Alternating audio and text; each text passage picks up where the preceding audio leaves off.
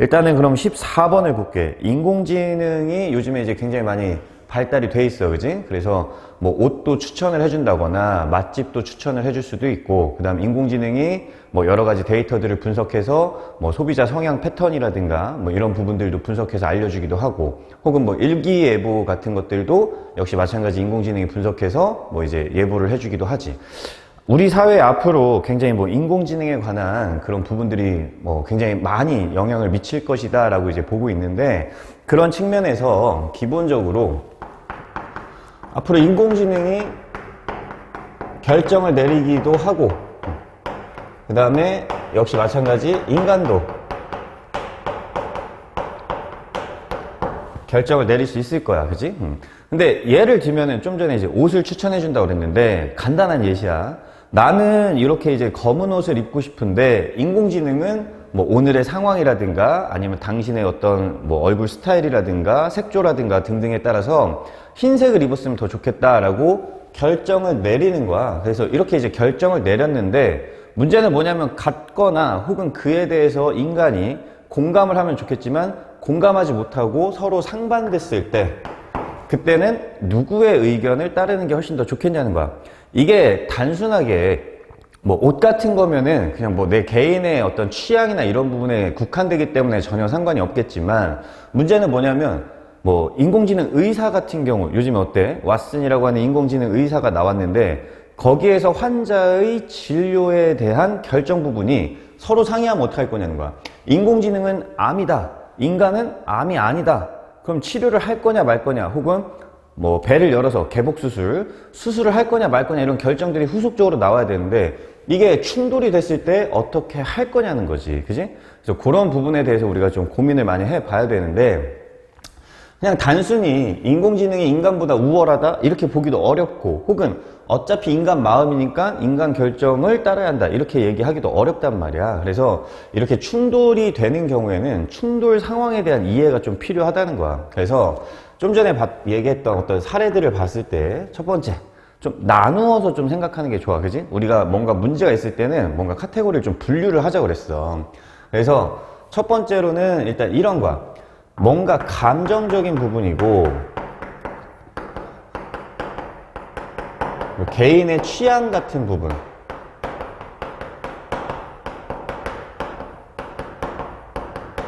그러니까 지극히 개인적인 의사 결정이라는 거지. 그럴 경우에는 인공지능의 결정보다는 누구의 결정을 좀 따르자? 인간의 결정을 좀 따르고, 두 번째는 좀 이성적이고, 근데 물론 인간도 이성이 있어. 근데 여기서 이성을 얘기하는 거는 좀 객관적인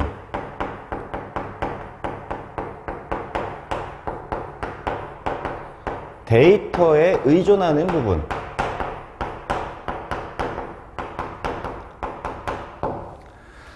예를 들어서 너네들 봐봐. 10 곱하기 10은 얼마지? 100이야, 그지? 근데 36,781 곱하기 2,536은 이거를 인공지능의 결정에 맡겠어? 인간의 판단 결정에 맡겠어? 우리는 당연히 인간보다는 인공지능 혹은 컴퓨터, 이런 데이터 부분에 대해서는 기계 학습, 기계에 대한 의존도가 높아질 수밖에 없다고, 더 정확할 거라고 생각을 하니까, 그치? 그러니까 어떤 데이터적인 부분에서 분석을 하고 결정을 하는 측면이라면, 이거는 인간보다는 어때? 인공지능이 훨씬 더 오류가 적을 거라는 거야. 그러니까 그때는 인공지능의 결정을 우선해야 한다, 이렇게 이제 볼 수 있다는 거지. 예를 들어서 또 이런 것도 있어. 뭐 쌤 같은 경우에 예를 들어서 이제 결혼을 한다. 그럼 결혼 대상을 추천을 해주시오 라고 얘기를 했어. 그럼 그런 부분을 인공지능이 나의 어떤 요구나 어떤 그런 이제 취향이나 이런 기호에 따라서 추천을 해줄 수는 있겠지만, 그거는 지극히 감정적이고 지극히 취향적인 부분이라는 거야. 그걸 내가 인공지능이 이 사람하고 결혼하십시오 해서 결혼을 하면은 말이 되겠어, 안 되겠어?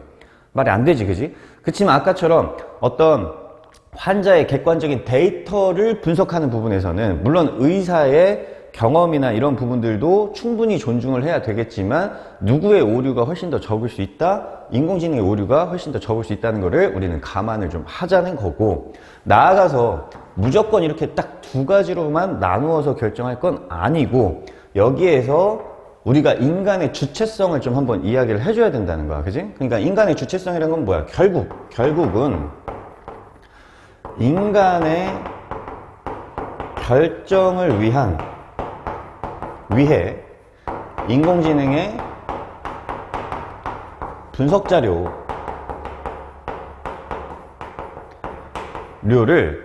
어떤 판단의 기초로서 활용을 하는 거지. 판단의 기초로 활용하는 것이 일반적이다.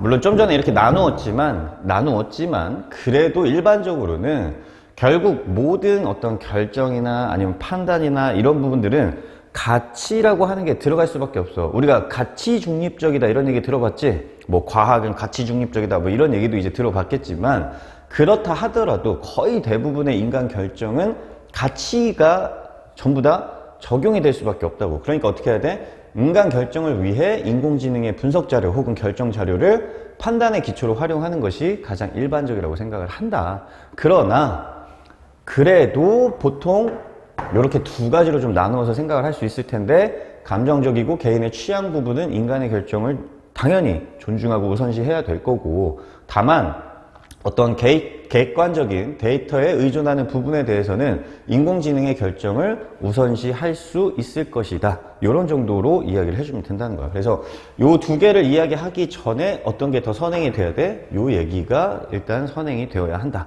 이렇게 이제 보면 되겠어. 그지? 그래서 인공지능 결정하고 인간의 결정 어떤 걸 우선시해야 하냐라고 하는 측면에서는 요 정도면 답변이 충분할 거다. 이렇게 이제 보면 되고. 자, 다음.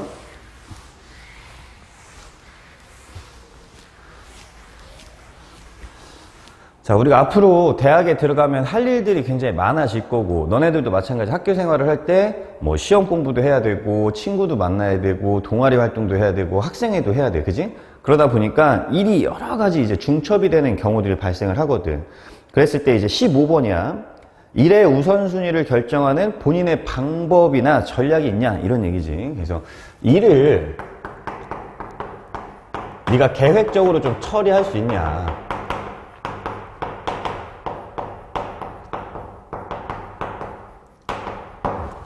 그래서 이런 부분에 대해서도 자기만의 어떤 기준이 좀 명확하게 있는지를 한번 보겠다는 거야. 그래서 이런 기준이 있냐. 그리고 이걸 토대로 너네가 정말 대학교 때 많은 일들을 좀 효율적으로 잘 처리할 수 있는지 그걸 좀 보겠다는 거거든.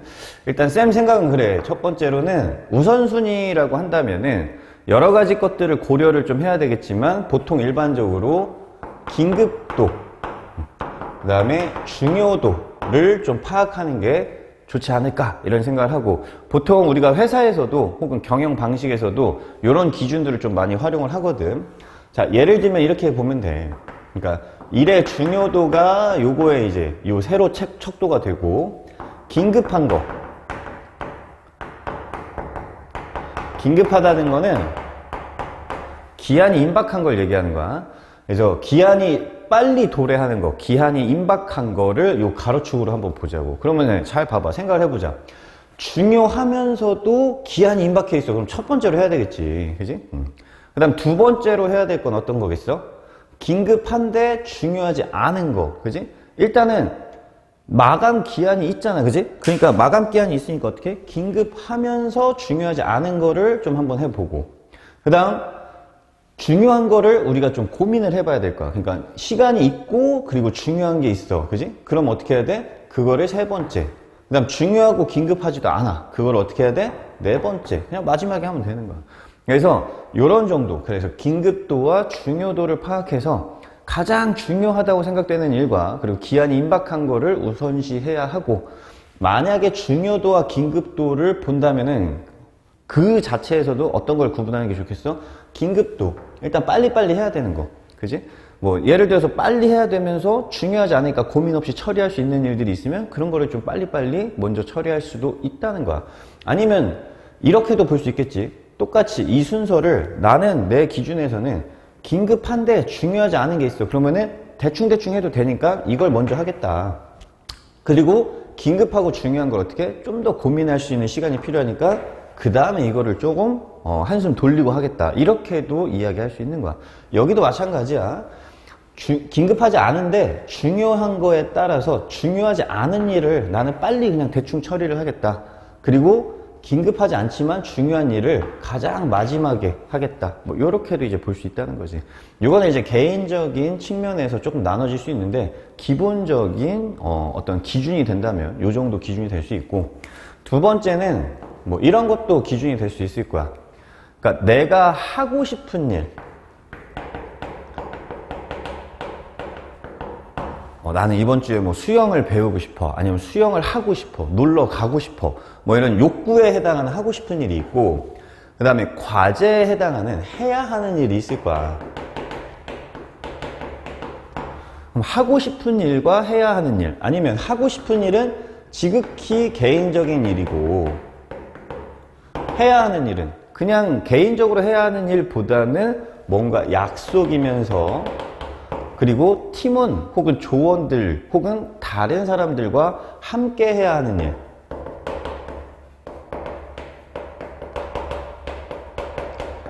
자, 이런 것들도 기준이 될 수 있다. 그럼 그때는 당연히 어떤 걸 우선해야 돼? 당연히 해야 하는 일이 우선이 되어야 되겠지, 그지? 자, 그러면은 말로 풀면은 이런 식으로 풀면 돼. 두 가지를 다 언급해 주는 게 좋아.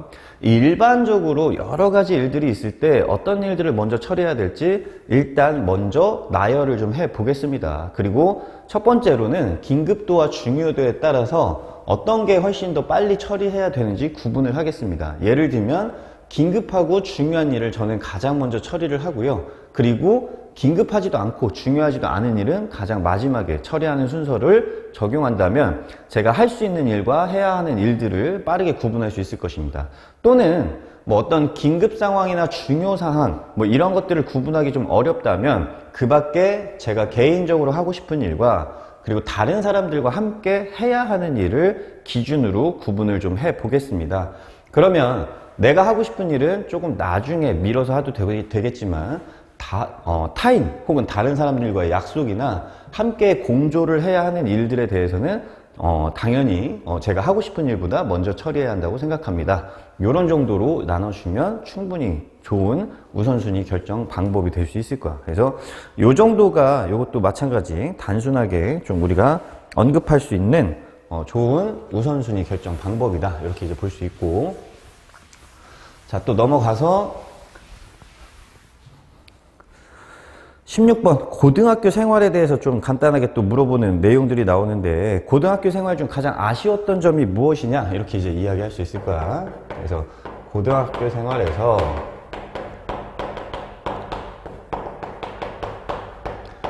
뭔가 아쉬움이 남는 부분, 자, 이거는 이제 뭐 여러 가지가 있겠지. 일단 첫 번째는 뭐 내가 어떤 대회나 아니면 학생의 임원이나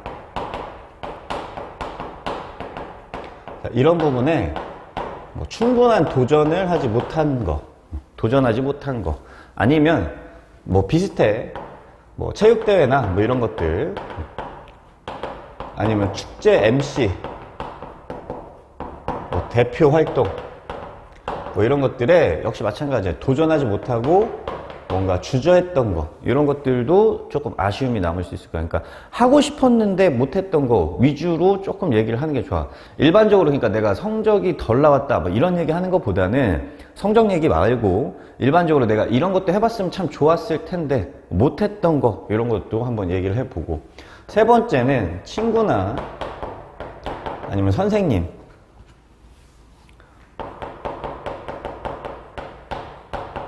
친구나 선생님한테 뭔가 내가 솔직하게 말하지 못했던 거, 솔직하지 못했던 거, 혹은 거짓말했던 거, 뭔가 거짓말했던 경험 같은 거, 아니면 사과 같은 거, 미안한데 사과 같은 거 못했던 거, 이런 게 이제 조금 아쉬움이 남을 수도 있다. 뭐 이렇게 이제 볼 수 있겠지.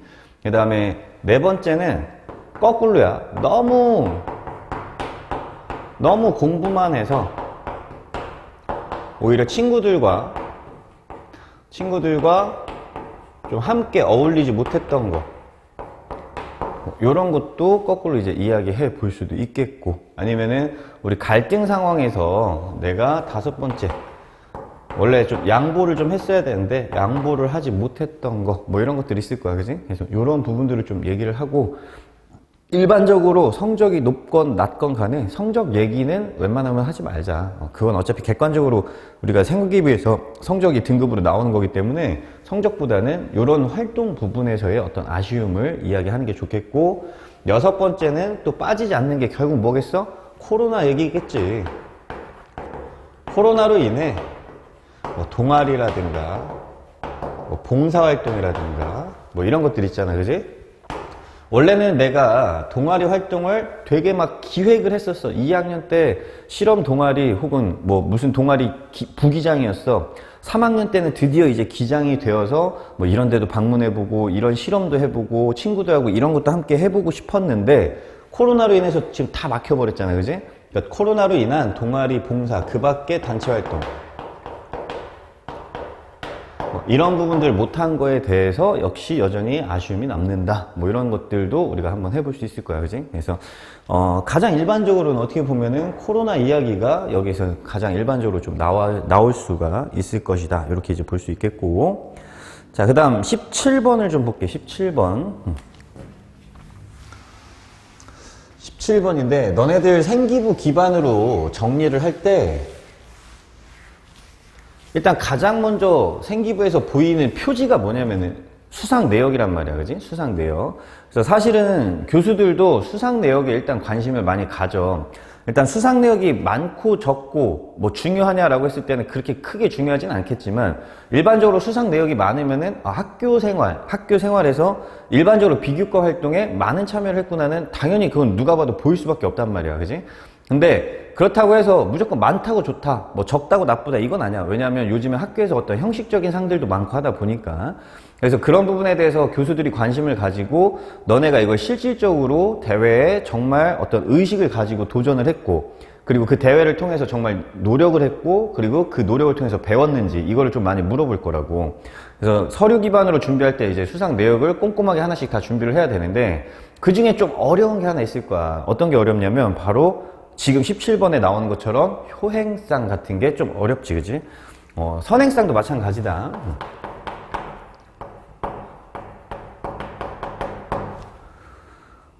자, 효행상. 학교에서 효행상을 줬어, 그지? 효행상을 받았는데 학생은 왜 효행상을 받았다고 생각해요? 혹은 효도가 뭐라고 생각해요? 이렇게 질문하면 되게 어렵게 느껴질 수밖에 없을 거야, 그지? 그래서 생기부에 효행상 받은 친구는 혹은 효행상, 선행상, 모범상 뭐 이런 것들이 있어. 되게 인성적인 상이야. 근데 기준도 되게 모호하잖아, 그지? 그러니까 그런 부분에 대해서 받은 친구들이 있으면은 준비를 꼭 좀 해놔야 된다는 거야. 일단 효행상이 가장 어렵기 때문에 효행상 얘기를 좀 해보는데, 일단 효라는 건 사실은 학교보다 어디에서 행하는 거지? 가정에서, 그지? 가족들에게 가정에서 행하는 건데, 이 효가 기본적인 의미 자체가 요렇게 이제 한자로 쓰거든. 그럼 이 위에 있는 글자는 뭐냐면 요거는 노인을 뜻해. 노인. 뭔가 나이가 들었어. 늙을 노자를 따온 거야. 그 다음 밑에는 뭐지? 아들, 자, 젊은이를 뜻하는 거야. 그래서 사실은 이 한자의 기원이 아들이 노부모를 업고 있는 모습을 보고 아들이 노부모를 업고 있다. 그래서 그걸 이제 우리가 효다, 이렇게 이제 얘기를 해서 효라는 글자가 이제 나온 거야, 사실은. 근데 그거를 꼭 아들과 부모로만 보지 말고 쌤이 지금 얘기한 것처럼 젊은이와 노인, 즉 무슨 얘기냐면 효는 일반적으로 어른을 공경하고 존중하는 마음가짐이 결국은 뭐야? 효라는 거야. 그럼 지금도 물어봤잖아. 효도가 뭐라고 생각해? 라고 했을 때 효라는 글자가 아들이 노부모를 업고 있는 모습을 형상화한 글자가 효라는 글자인데, 저는 이게 단순히 어떤 가정에서만 실천할 수 있는 것이 아니라 일반적으로 어른을 공경하고 존중하는 마음으로부터의 실천 혹은 그런 자세가 바로 효도라고 생각합니다. 이렇게 얘기해주면 깔끔하게 끝난다는 거지.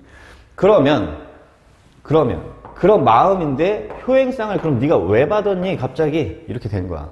그럼 학교에서도 마찬가지 효를 실천할 수 있는 영역이 있냐? 있다는 거야. 뭐냐면 당연히 어른이 누가 있어? 선생님들, 그 다음에 급식실 어머니들, 뭐 요즘에는 급식을 이제 그 반으로 학급으로 배달을 받아서 이제 먹는 그런 시스템도 이제 많을 텐데, 급식실 어머님들도 계시고, 그 다음에 학교에 경비 아저씨도 계시고, 등등등등 이런 이제 어른들이 계시다고. 그 어른들에게 내가 어떤 도움을 줬었는지, 어른들에게 일단 기본적으로 예의 바르고 혹은 간단하지만 어떤 도움을 줬고, 이런 부분들을 사례로 이야기를 하는 게 좋아. 예를 들면 학교 선생님들이 무거운 시험지를 이렇게 들고 가고 있어, 책 같은 거. 근데 제가 가장 먼저 뛰어가서 선생님 제가 좀 들어드릴까요?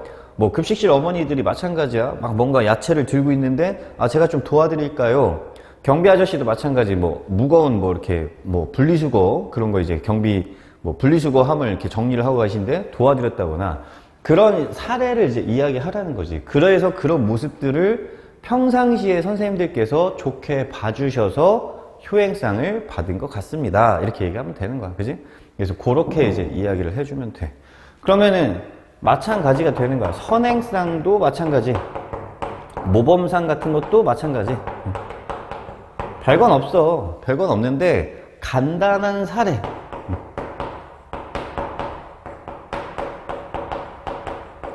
간단한 사례를 좀 언급을 해 달라는 거지. 간단한 사례 뭐 똑같아. 지금처럼 뭐 친구들이 뭐 무거운 거 들고 가고 있는데 같이 도와줬다.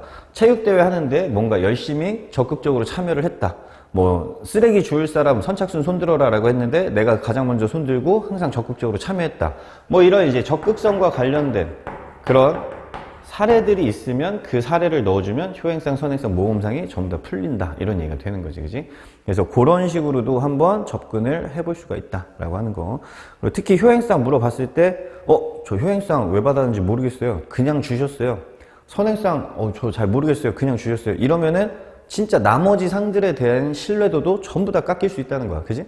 그러니까 이런 부분 하나하나에서도 디테일하게 어떻게 너네들이 답변을 좀 준비를 하고 설계를 해주고 있어야 돼. 특히 뭐 경시대회 같은 거 있어, 그지? 뭐 단순하게 문제 푸는 것들. 근데 예를 들면은 경시대회 같은 경우에도 그냥 경시대회라고 나오면은 뭐 교수들도 알아, 이제 문제 풀이구나. 근데 학교에서 실질적으로 주제탐구 대회라고 해놓고 경시대회를 본 사례가 있을 거야, 그지? 그러면 그런 부분에서도 만약에 질문이 나오면 어떡할 거냐는 거야. 경시대회 같은 경우도 그냥 문제풀이 잘해서 똑똑해서 상 받았어요, 이렇게 얘기하면 안 된다고. 그러니까 여기에서도 경시대회에서 내가 어필을 하려면 어떻게 어필을 해야 돼? 물론 문제풀이야. 문제풀이인데 이 문제풀이가 뭐와는 좀 달라? 기존의 내신고사와는 좀 달라.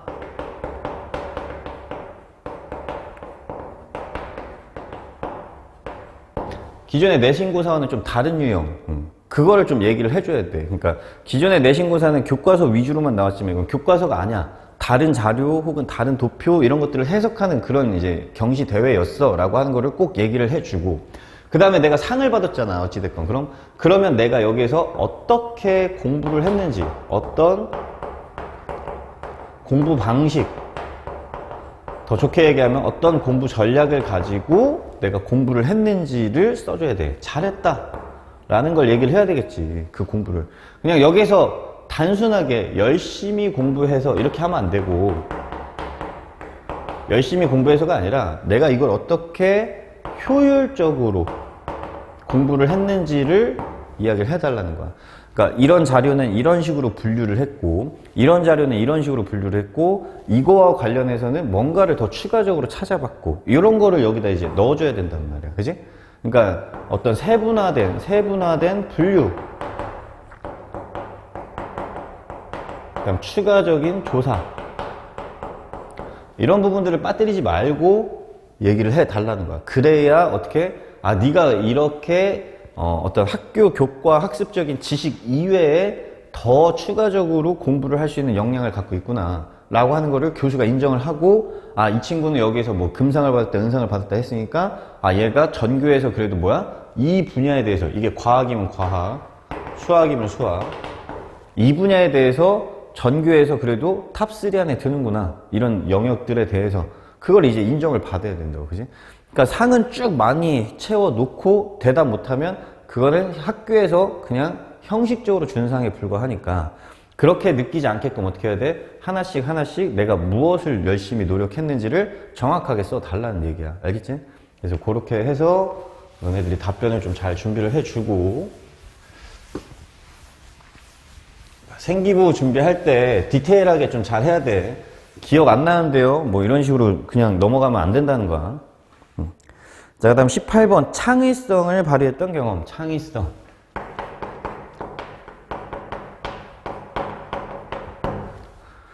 일단 창의성 같은 경우에는 일단 가장 좋은 게 학교에서 만약에 발명 아이디어 대회 같은 걸 해본 적이 있어. 아니면은 제안, 기획, 뭐 이런 거와 관련된 활동들, 뭐 정책 제안 대회, 뭐 이런 거 있잖아, 그지? 그래서 그런 것들이 있을 수 있고, 세 번째는 교과 시간에도 뭔가 발표를 했던 경험들이 있을 거야. 특히 뭐 문제 해결에 대한. 단순히 조사해서 발표하는 거는 창의성이 아니야, 그지? 근데 어떤 문제를 가지고 이 문제를 내가 해결하는 방안에 대해서 제시하는, 아니면 뭐 여행지를 소개하는 그런 부분에서, 아니면 어떤 상품을 이렇게 개발해서 하는 그런 부분에서 내가 발표를 해본 적이 있으면은 그런 거 이제 얘기를 해봐도 좋고. 네 번째는 학급 활동이야. 학급 활동에서 마찬가지 뭐 게시판을 새롭게 단장을 했다거나, 아니면 코로나 때문에 우리 뭐 공지사항 같은 거 이제 전달할 때 너네가 혹시 반장이나 부반장 역할을 해봤다면, 아니면 그 밖에 역할이 어떤 뭐 공지사항과 관련된 역할들이 있다면, 그래서 그 공지사항을 어떻게 하면 효과적으로 전달할 수 있을지,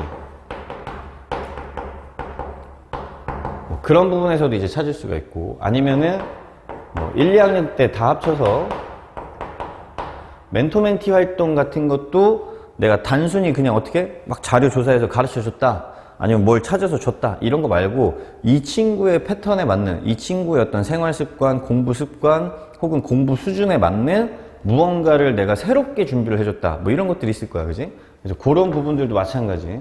그냥 봉사활동도 마찬가지. 기존의 봉사활동은 이렇게 그냥 내가 단순히 가서 이것만 제공해줬는데, 뭐 청소만 했는데, 다음 봉사활동부터는 뭔가 설문조사도 했다든가, 아니면은 뭐 내가 새로운 무언가를 시도했다든가, 뭐 이런 것들이 있을 거라고, 그지? 그래서 보통 일반적으로 일단 학교 생활에서 소재를 뽑아야 되는데, 잘 모르겠으면 하여튼 기존의 A라는 형태에서 새롭게 어떻게 했다? 개선을 했다. 새롭게 개선했다. 청소를 이렇게 했는데 내가 새롭게 이렇게 했다.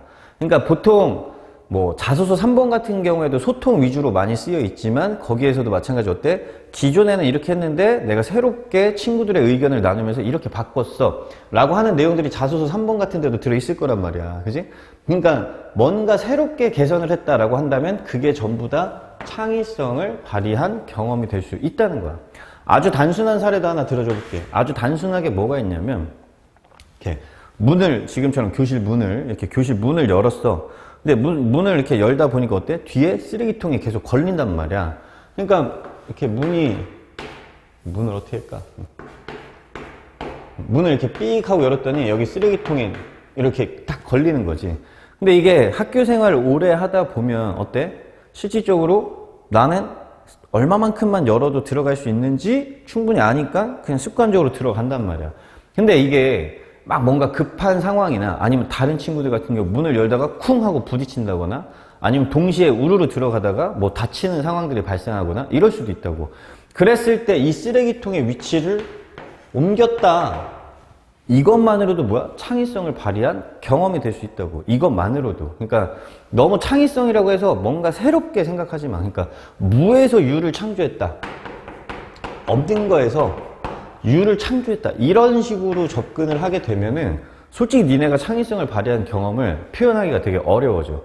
근데 단순하게 기존에 있던 거를 조금 바꿨다. 이게 결국 창의성이 된다는 얘기야. 기존에 했던 거를, 혹은 기존에 있던 거를 조금만 바꿨다. 그 설명만 해도 교수들은 충분히 하고 고개를 끄덕이면서 납득을 할 수 있다는 거지. 알겠지? 그래서 창의성도 너무 어렵게 생각하지 말자라고 하는 거. 오케이? 자, 그 다음에 자, 본인의 잠재력이 무엇라고 생각하냐? 이렇게 이제 물어볼 수가 있어요. 잠재력.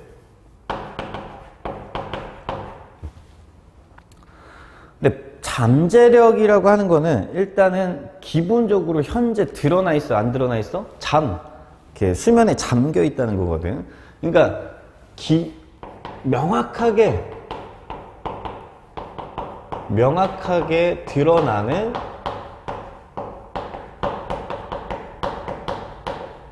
장점은 아니야. 그러니까 뭐 지금 현재 우리가 장점을 준비해놨잖아. 뭐 순발력이 좋다, 관찰력이 좋다 이렇게 해놨는데 명확하게 드러나는 장점은 아닌데 이거를 조금만 개발을 하고 신경을 쓰면 분명히 좋은 장점이 될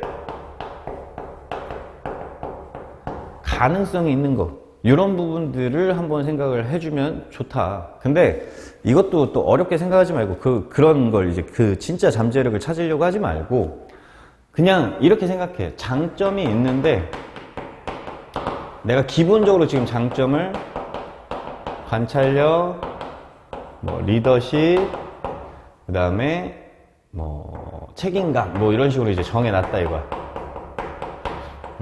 근데 이거 말고 그냥 단순해. 만약에 내 잠재력을 여기다 하나 더 추가한다 그러면은 그냥 성실과 끈기 정도라고 이야기해도 돼. 아니면 겁이 없어서 무엇이든지 도전할 수 있어. 요런 거 그냥 얘기하면 된다. 왜? 성실이라는 거는 그냥 단순하게 지금 표현하기는 어렵겠지만 내가 무언가를 꾸준하게 하다 보면은 분명히 빛을 발할 거야. 대학에서도 마찬가지고. 그러니까 그게 결국 뭐 이거에 가장 중요한 잠재력이 되는 거야. 뭔가를 꾸준하게 할 수 있다는 거. 아니면 겁이 없으니까 그냥 무턱대고 다 시도할 수가 있는 거야. 도전해 볼 수 있다는 거야. 실패를 해도 상관없고 뭔가 막 어떤 뭐 실험을 할 때도 뭐 그런 어떤 두려움이 있는 게 아니고 그냥 막 해볼 수 있어.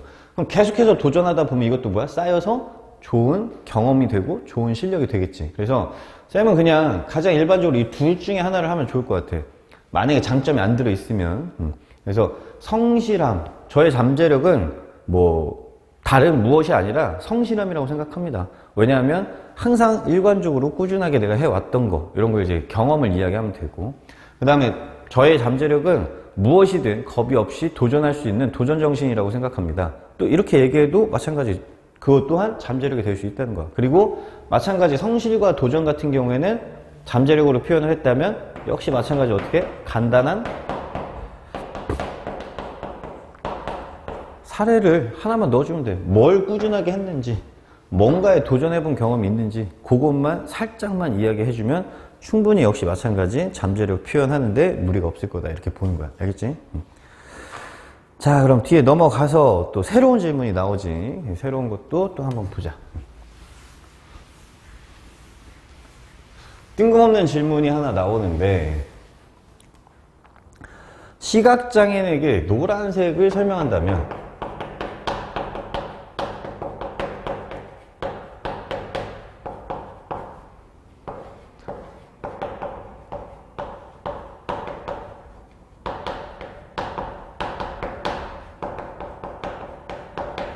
이런 질문이 이제 나올 수가 있대. 시각장애인에게 노란색을 설명한다면.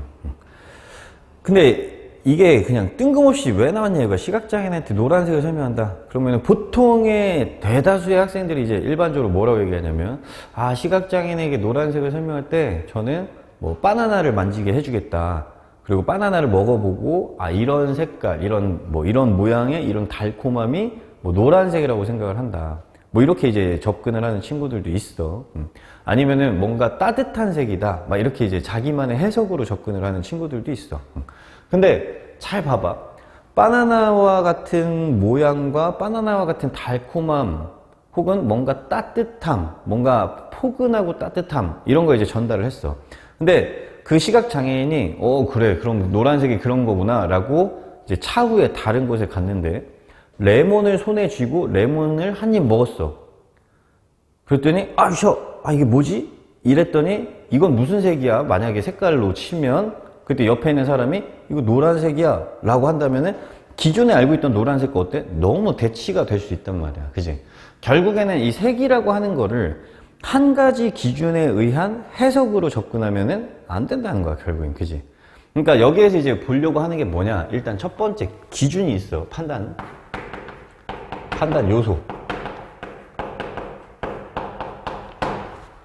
이 질문은 사실 되게 응용되고 되게 이제 어려운 질문이야, 사실.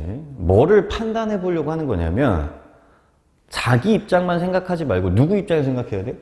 눈이 보이지 않는 시각장애인 입장에서 생각해야 돼. 우리 맨날 얘기하잖아. 상대방 입장을 고려할 수 있는지.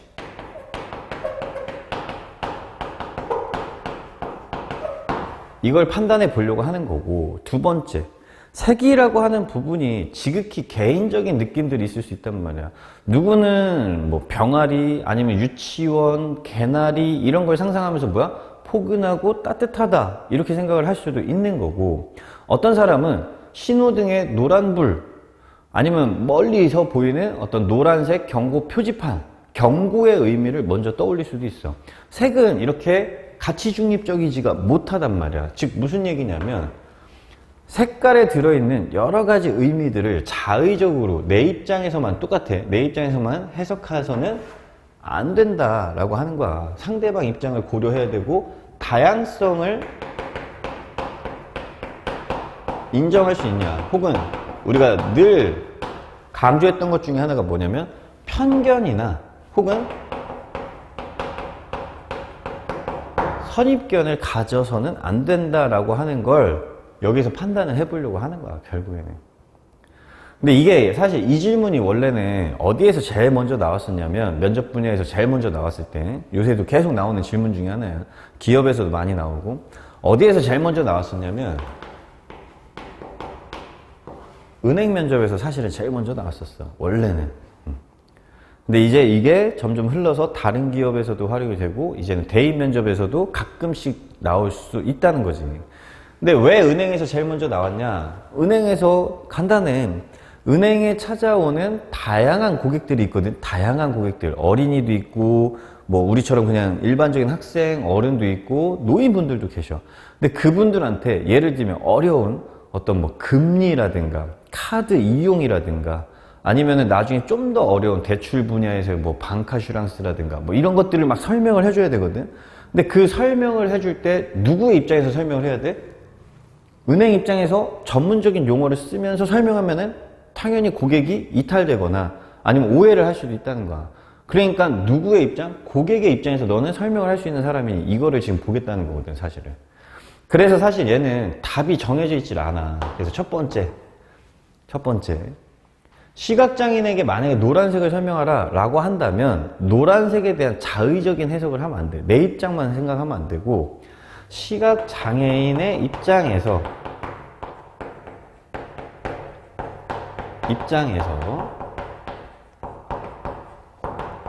색, 컬러라고 하는 이 색을 어떤 방식으로 인식하고 수용하는지 먼저 대화를 해봐야 돼.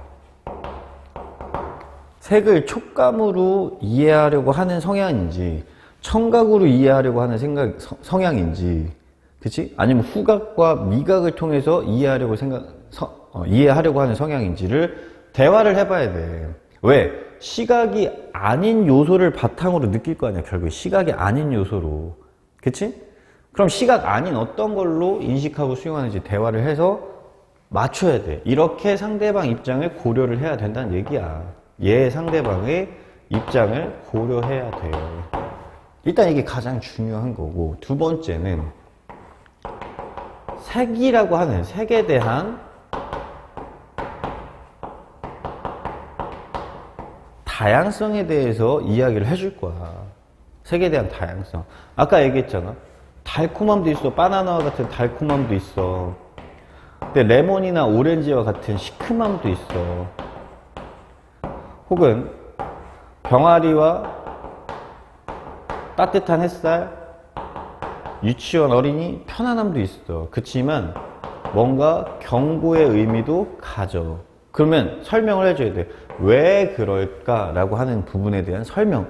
왜 이렇게 다를까라고 하는 부분에 대한 설명들이 충분히 이루어져야 하고, 나아가서는, 세 번째 나아가서는 색이라는 거를 우리가 한 번에 딱 인식해서 우리는 이제 눈으로 보고 있으니까 시각을 가지고 이제 우리가 이 색은 이제 노란색이야 라고 하는 거를 계속 이제 익히겠지만, 그 사이에도 사실은 뭐가 있어? 반복학습이 있다는 거야. 그럼 얘네들도 뭐가 필요해? 반복학습이 필요해. 그러니까 어떻게 해야 돼? 기회가 된다면, 혹은 가능하다면 어떻게 해야 돼? 지속적인 해설과 피드백. 이거는 무슨 색이야? 이거는 노란색이 아니야. 이거는 뭔데? 이거는 다른 색이야. 똑같잖아. 분필도 지금 봐봐라. 똑같은 모양을 갖고 있는데 얘는 무슨 색이야? 얘는 무슨 색이야? 라고 했을 때 얘는 흰색이고 얘는 노란색이야. 우리는 이렇게 구분을 할 수 있지만 시각장애인은 이거를 구분을 할 수가 당연히 없을 거라고. 그지? 그러니까 이걸 어떻게 해야 돼? 지속적인 해설을 하고 피드백을 함으로써 다를 수 있다. 그리고 당신에게 필요한 노란색이라는 개념이 어떤 부분인지를 우리가 이해를 해야 돼. 피드백 해주면서 필요한 색의 개념을 이해할 수 있게끔 우리가 옆에서 도움을 주어야 한다. 자, 그러면 이거 봐봐. 나중에 똑같은 거야. 초등학생한테 미적분을 설명하라. 상대방 눈높이를 얼마나 잘 맞추냐, 이 얘기라고 했잖아. 그지? 그럼 어떻게 해야 돼? 초등학생 입장에서 미적분에 들어있는 원리가 여러 가지 있겠지. 그지? 혹은 어떤 방정식의 개념도 있을 거고, 아니면 변화라고 하는 개념도 있을 거야. 그 다음 수식을 이해할 수 있는 정도의 수준인지, 이런 것들을 어떻게 얼마나 갖고 있고 얼마나 수용할 수 있는지 대화를 해봐야 돼. 걔가 방정식을 아는지, 함수를 아는지, 아니면 그것조차도 몰라. 그럼 곡선과 직선의 개념은 아는지, 아니면 혹은 속도, 아니면은 뭔가 부피 이런 개념을 아는지를 먼저 고려를 해보고, 그 다음에 미적분이 활용되는 어떤 다양성에 대해서 한번 얘기를 해줘야 될 거야. 미분은 이런 필요에 의해서 나왔고, 적분은 이런 필요에 의해서 나왔는데, 이런 분야에서 활용이 될 수 있다는 거를 걔 눈높이에 맞춰서 충분히 설명을 해줘야 돼. 그리고 가능하다면 뭘 해줘야 돼? 지속적인 해설과 피드백. 걔가 질문하면 답해주고, 그 다음에 추가적으로 궁금한 게 있으면 설명해주고, 이게 지속적인 해설과 피드백이야. 그러면서 걔한테 필요한 부분이 어느 만큼인지 이해를 해주고, 그 부분만 설명할 수 있게끔 계속해서 얘기를 해줘야 돼. 그렇지 않고 우리가 알고 있는 고등학교 수준의 미적분을 막 걔한테 주입시키려고 하면 되겠어, 안 되겠어? 안 되겠지, 당연히. 그지? 그러니까 그런 부분들을 고려해 가면서 우리가 실질적으로 계속 충분한 대화, 충분한 상대방의 입장에 대한 고려, 그리고 눈높이라고 하는 부분, 눈높이를 맞추겠다라고 하는 부분, 편견을 가지지 않겠다라고 하는 부분들을 계속 표현을 해준다면 충분히 좋은 답변이 된다. 그래서 이 부분이 들어가 있어야 돼. 그래서 1, 2, 3번의 내용을 잘 조합해서 이야기를 해 줄 수 있어야 된다라고 하는 거야. 자, 그래서 되게 생소한 질문들이 이렇게 나오고 있다는 거야. 결국에는 생소한 질문들. 솔직히 너네가 이거를 면접장에서 그냥 처음 딱 접하게 되면은 되게 어려울 수 있을 거라고. 그런 질문들을 지금 하나씩 이제 해 나가고 있는 거고. 자, 인간관계나 아니면 어떤 또 여러분들 가치관에 대해서 이제 묻는 질문들이 나오고 있어. 자, 일단은 21번. 친구를 사귀는 데 있어서 기준이 있다면, 이렇게 이제 얘기를 했네.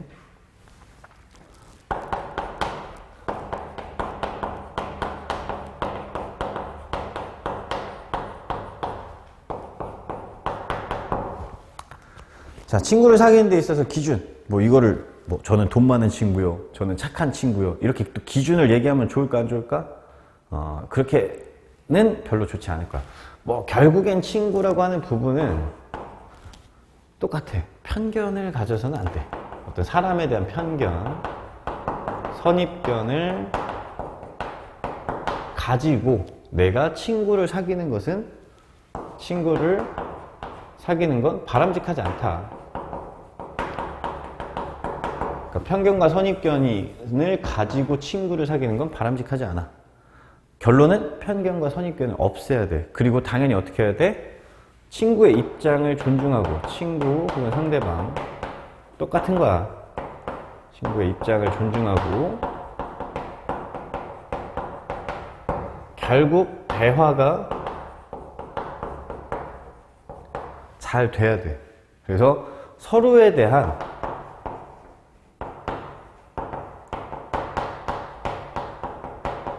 공감과 배려가 있다면 누구든지 친구가 될 수 있다고 생각한다. 이렇게 가는 거야. 누구든지 친구가 될 수 있다.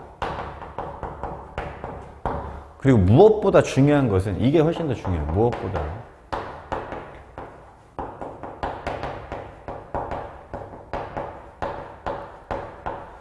무엇보다 중요한 건 내가 친구를 사귀는 데에 대한 기준도 중요하겠지만 그 친구도 어떤 객관적인 하나의 자아로서 걔 입장에서는 나도 누구야? 상대방이잖아. 그지? 그러면 나는 과연 공감이 있고 배려심이 있냐는 거지. 그래서 무엇보다 중요한 건 나 스스로 공감 능력이 있고 뭔가 상대방의 이야기를 경청해 줄 수 있고 그리고 상대방을 배려할 수 있는 이런 자세를 갖는 것이 가장 중요한 거야.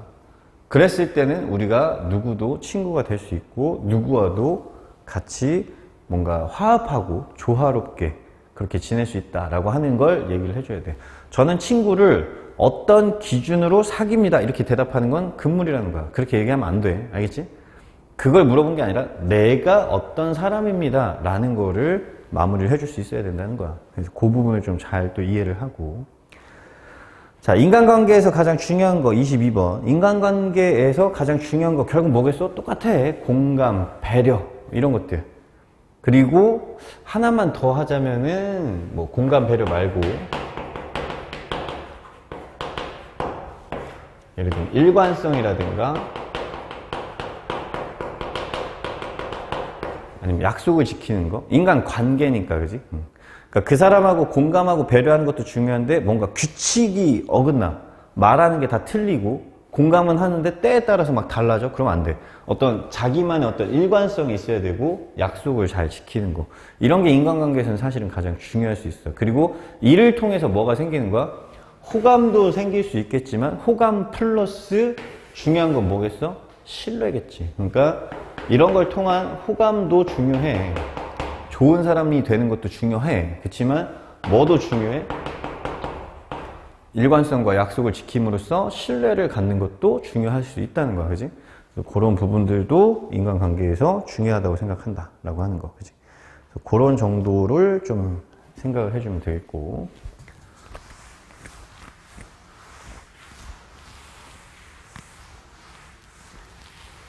자, 그 다음에 또 되게 이제 추상적이고 가치적인 질문이지. 성공이 뭐냐? 성공한 삶이 뭐라고 생각하냐? 너네들이 이제 계속 좀 고민을 해봐야 되는데 성공이란 우리는 뭐 보통 돈, 부, 명예 뭐 이런 것들을 성공 혹은 뭐 권력 가장 일반적으로 얘기하는 게 부, 명예, 권력 뭐 이런 것들을 이제 성공의 기준으로 혹은 성공의 척도로 많이 바라보지 밖에서 볼 때는. 그지? 돈이 없어도 뭐 대통령을 하고 국회의원을 한다 뭐 아니면 뭐 검찰총장을 한다 뭐 이럴 수도 있는 거고 아니면 굉장히 뭐 어떤 순직 군인으로서의 어떤 명예를 가질 수도 있는 거고 나라를 지키면서. 그지? 아니면 돈이 겁나 많아 뭐 삼성의 어떤 회장처럼. 그래서 그런 부분들이 이제 성공한 삶이라고 볼 수도 있겠지만 이게 결국엔 정말 정확한 성공의 척도냐는 거야. 그지? 근데 이런 부분들을 이루기 위해서는 이게 성공의 기본적인 뭐 사람들이 흔히 생각하는 척도가 될 수는 있겠지만 뭐 정확한 정답은 아니고 그렇지만 이런 걸 이루기 위해서 가장 중요한 건 결국 뭐겠어?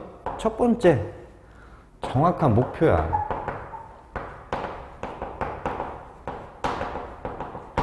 목표. 그래서 쌤이 계속 얘기하잖아. 인생의 제1목표. 그러니까 졸업하고 나서 내가 뭐가 되겠다. 교사가 되겠다. 간호사가 되겠다. 프로그래머가 되겠다. 뭐 이런 제1목표도 있겠고. 그다음 나아가서 내가 전문성과 권위를 갖췄을 때 최종 목표, 제2 목표, 50살, 60살이 되었을 때, 그지? 그런 목표를 가지는 게 일단은 가장 필요하다는 거야. 이런 목표가. 물론 수정될 수 있겠지만 정확하고 구체적인 목표를 가지고, 목표를 가졌어. 목표만 가지면 뭐해? 노력을 해야 되겠지, 그지? 노력하고 도전하고, 실패하고, 여기에서 성공이라기보다는 성취를 하게 되면, 목표가 있는데 난 내일 뭐 이거를 해야지. 그런데 그걸 이뤘어. 행복할 거 아니야. 또 내가 이걸 해야지 라고 했을 때 또 행복할 거고, 이 목표들은 처음에는 허무맹랑할 수 있겠지만 너네가 배우고 지식을 채우고 전문성을 갖추면서 현실적인 부분들을 반영해서 이제 수정을 할 거야. 뭐 삼성의 이건희 회장은 뭐 예를 들어서 뭐 무슨 전자제품을 뭐 만들겠어. 그 다음에 뭐 무슨 회사를 싹 뜯어 고치겠어. 혹은 삼성 TV를 전 세계에 수출하겠어. 이런 목표를 가졌잖아, 그지? 근데 그것도 삼성이니까 그에 맞는 어떤 현실적인 목표를 설계를 한 거고, 우리는 우리대로 우리의 역할과 우리의 자리에서 혹은 우리의 전문성에 맞는 만큼의 목표를 가져야지, 그지? 그 목표를 가져서 거기에 대한 노력을 하고 도전을 하고 그 안에서 또 실패를 하고 또 새로운 도전하고 또 새롭게 성취를 한다면, 이걸 합쳐서 어떤 결과를 보기 이전에, 결과를 보는 것 이전에, 결과보다는 이 자체에 대한, 이 자체의 과정이 곧 성공한 삶이지 않을까, 이렇게 이제 생각을 한다. 하고 싶은 걸 정하고 하고 싶은 거에 대해서 노력할 수 있는 삶이다. 그리고 그 안에서 실패와 성취를 계속해서 읽어내고 있다면 그거야말로 성공한 삶이라고 생각을 하고, 그게 이제 성공의 척도는 그렇지만 이게 크기, 뭐 부의 크기나 어떤 권력의 크기, 명예도 마찬가지잖아. 뭐 내가 꼭 목숨을 바쳐야만 명예로운가? 그렇지 않고 내가 어떤 청렴한 어떤 선택을 했다. 그것도 명예잖아. 그러니까 크기로만 봐서는 안 된다. 그래서 성공이란 이런 결과의 크기로 볼 것이 아니라, 돈을 얼마를 벌었냐 이게 아니라, 돈을 뭐 10조를 벌어야 성공이냐, 뭐 100억을 벌어야 성공이냐, 이런 크기로 볼 것이 아니라, 결과물을 크기로 볼 것이 아니라 이 자체의 과정, 이 자체의 과정은 이걸 얘기하는 거야. 이 자체의 과정이 결국은 성공이라고 생각을 한다 라고 얘기를 해주는 게 쌤 입장에서는 가장 좋지 않을까. 왜냐하면 너무 이제 추상적이고 자기만의 어떤 가치관이 있기 때문에 쌤이 이거 정답이다 이렇게 얘기하기는 좀 어렵지만, 그래도 이런 정도로 이야기하는 게 좋지 않을까라고 이제 생각을 하는 거야. 그러면 뭐 나는 성공을 했냐라고 물어본다면, 지금 쌤 같은 경우에는 여러 실패를 했고 이 여러 실패를 반복해서 새롭게 도전하는 과정에 성과물들이 그래도 조금씩은 나오고 있어. 그러면 일단은 성공으로 가고 있다고 나는 생각을 하고 있고, 근데 그렇다고 해서 제1목표, 제2목표가 있냐? 있지. 심지어는 제3의 목표, 제4의 목표, 제5의 목표도 있고, 더 구체적으로 그 목표를 하나씩 이뤄 나가면서 체크리스트를 만들어서 이뤄 나가면서 내가 이뤄내고 있다면, 혹은 어떤 부분에서는 실패하고 또 어떤 부분에서는 성취를 하고 있다 라고 한다면, 그게 결국 성공한 삶이고 행복한 삶이지 않을까, 뭐 이렇게 이제 생각을 한다는 얘기야. 그래서 그렇게 너네들도 한번 좀 고민을 해보고, 또 이게 와닿을 수도 있고 또 와닿지 않을 수도 있겠지만, 한번 이런 삶이 과연 어떤지를 한번 고민을 해보고 여기에다가 개인의 의견들을 좀 한번 더 추가적으로 넣어 볼 수도 있을 거야. 자, 그 다음에 24번. 인생에서 가치가 있다고 생각하는 것, 중요한 거 3가지를 한번 순서대로 얘기해봐라. 자, 그러면 봐봐. 인생에서 가치 있는 걸 과연, 그럼 우리는 이거 봐봐. 부와 명예와 권력이다 이렇게 얘기하면 좋을까 안 좋을까? 안 좋다고. 이거를 쌤이 지금 성공의 척도라고 보지 말자고 그랬으니까, 그지? 그럼 인생에서 가치 있는 건 뭐겠어? 첫 번째 쌤은 목표야, 목표. 나에게 성공을 만들어주고 행복을 만들어줄 수 있는 게, 어떻게 행복해? 아, 나 내일 짜장면 먹어야지 라고 했을 때 짜장면을 먹을 수 있는 삶이야. 그러면 행복한 건데, 나 내일 짜장면 먹어야지. 짜장면 먹고 싶은데 못 먹어. 그럼 불행한 거잖아. 아주 단순하게 욕구로만 따져도, 그지? 그러니까 성공과 행복을 만드는 그 가치는 첫 번째가 나는 목표라고 생각을 해요. 목표는 결국에 뭐야? 기본적인 욕구도 들어있고, 기본적인 바람도 들어있고, 계획도 들어있고, 다 들어있는 거야. 이게 목표. 그리고 그 두 번째가 가치 있는 게 바로 도전이라고 생각을 해요. 그 다음 세 번째는 바로 나는 실패라고 생각을 한다. 성취가 아니야, 거꾸로. 실패. 왜? 어차피 도전이 있으면 실패해도 또 도전할 거고, 목표가 있으면 실패해도 또 도전할 거야. 이게 어떻게 될 거야? 목표와 실패와 도전이 이렇게 돌고 돌 거야. 목표가 있는데 실패했어. 도전하고, 도전하면서 새로운 목표를 세워. 또 실패하고, 또 도전하고. 그럼 이게 뭐야? 점점 커지면서 이게 나의 성취와 성과물을 만들어 주니까. 그래서 쌤은 이게 굉장히 중요하다고 생각해. 삶을 살면서. 물론 나도 이제 많은 오래된 삶을 살지 않았어. 그렇지만 너네들보다 이제 조금 더 살았고. 너네들 부모님한테도 한번 여쭤봐봐. 어떤 게 성공인지. 부모님들도 아마 또 제각각의 다른 생각들을 가지고 계실 수도 있을 거란 말이야. 그치?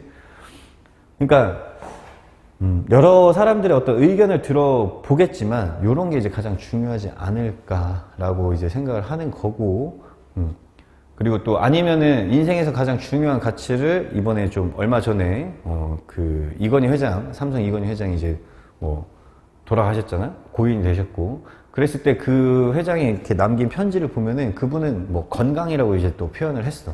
그러니까 누군가는 여기에서 건강이다 이렇게 얘기할 수도 있는 거고, 누군가는 뭐 돈이다 이렇게 얘기할 수도 있는 거고, 뭐 누군가는 가족이다 이렇게 얘기할 수도 있어. 그치? 근데 쌤은 어차피 이 성공이라고 하는 기준을 여기에서 끌고 온다면 결국 이런 것도 인생에서 가치 있는 것이다 라고 볼 수도 있다는 거야. 그래서 그런 거를 한번 여기다 이제 가미를 해 본 거야.